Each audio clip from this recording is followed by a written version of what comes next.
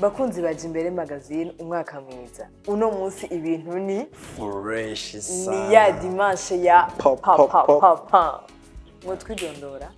Amazina nawe n'abavyeyi nitwa Shabir Cubahiro. Ariko benshi banzi ku izina rya Kaboss for real. Kubeki wahisemo kwita izina Kaboss for real. Kaboss bari nyise kuva kera, je naciye nongera ko for real. Ni bande bari kwisa?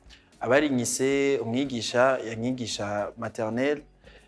Misi yose yo umuvyeyi wanje andungitse ku ishuri ngenda ntwaye amaju ibisuguzi nshitse ku ishuri rero n'amasangira n'abandi rero umwigisha nyigisha dushitse mu iraca abwira abavyeyi banje ati umwana azoba Kaboss kazoba ka Kaboss cyo birahira ngaho Kaboss muga nahise ma aka banyita inda yawe ko nakunda kurya gose abandi bakanyita gitwe kwera umutwe munini ukuntu ari ukuntu nambara amarori akaca urabibona nuko uya yeah.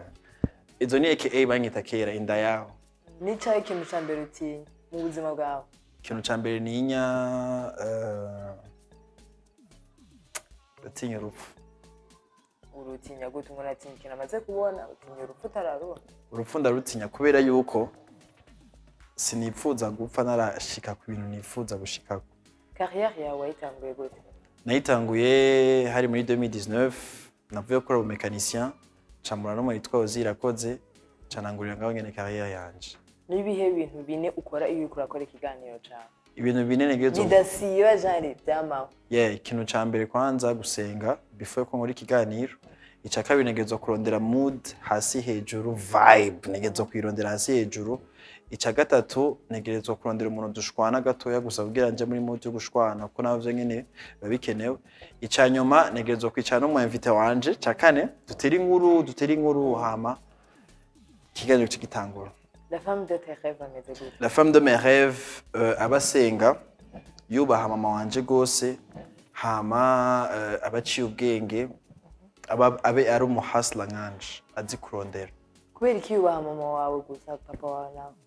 Kubera yuko hari ibintu byinshi twacanye bigoye naciyemwo ari mama wanje yamye ari hafi yanje. Kubera iki wavuye muri Siren Vibes? Impamvu navuye muri Siren Vibes nashaka kugira iyindi experience mu kazi nkora. Iyindi talent caché ufise niya? Kuririmba, rap, football, basket. Hama iyindi talent caché mfise ndabishatse ndashobora kuba umukomedi. Nuwahe mustar ukunda cyane gose? Umustar nkunda gose mu Burundi? Kwisi yose. Kwisi yose ndakunda Big Fizzo. Kubera iki? Big Fizzo kubera yuko kuva long time naramwumviriza narakunda indirimbo ziwe narakunda flow ziwe. Mugabe abandi nkunda sinzi ko bavuga.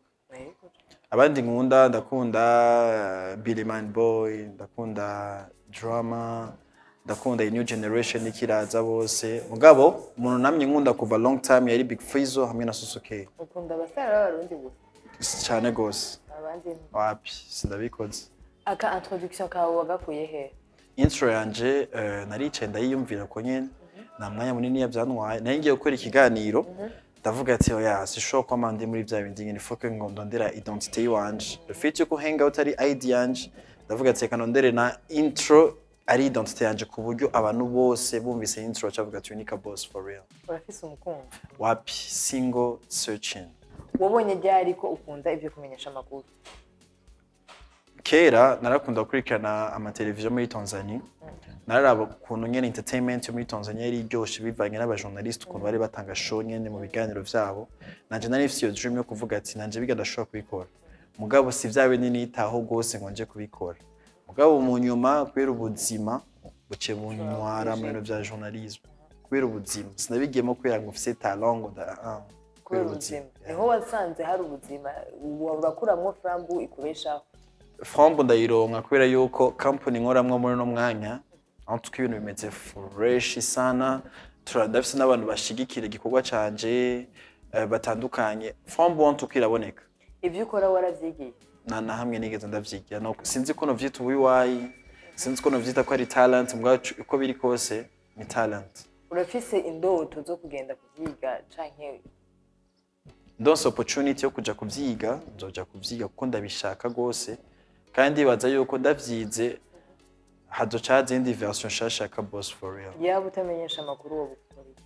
ndi umumekanisi ndi muri yaba narumenyesha makuru ndibaza yuko no banavuye mu convoyeur nkora ubushoferi bw'amabisi kubera yuko navuze ko simpano nyinshi zitandukanye kuko udatuye kujakina basket kujakina football canke uririmbe impano zawe zose kuririmba na kanoti karimo ngiye mu vya basket canke football naho nyene sinibaza yuko noronka ya noti nyene novuga yuko nshaka kwiteza imbere mugabo bice mu bashoferi b'amabisi ndashaka kumusharwa bakanyizera nkaronka kanoti mu kibano no mu muryango bavyakiriye gute ubabwiye ko utangure kumesha makuru kubera ape turijuje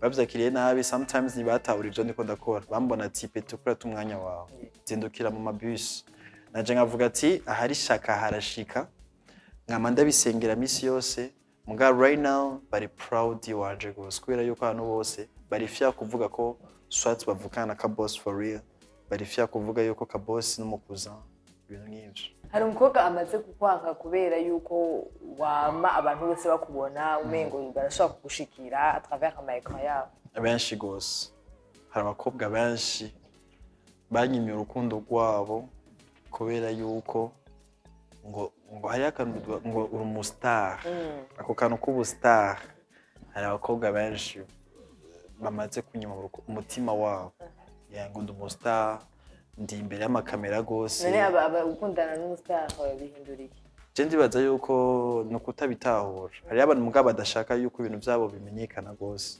so menye ukuntu bibana calcul mental itakuwa ngumu vraiment 7 fois 8 itakuwa ngumu 8 amashuri mato wallahi itakuwa ngumu non amashuri mato twagiye 2 fois 2 4 7 fois 8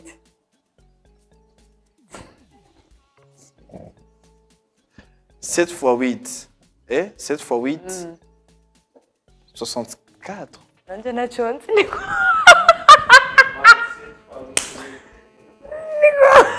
de 78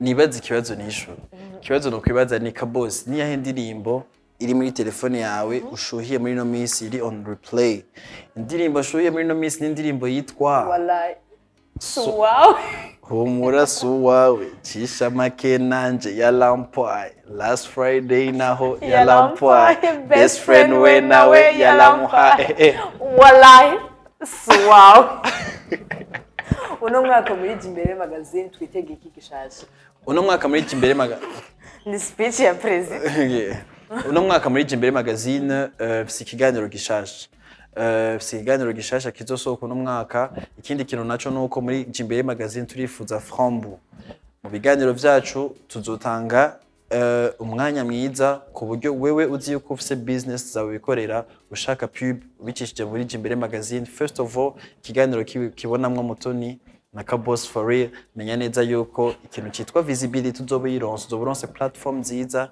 yo kumenyekanisha ibikorwa vyawe sasa the time is now 2023 frambura ikeneye natwe turayikeneye leta lare tufanye deal barundi kazi inshuti z'u Burundi mugira umunsi w'Imana mwiza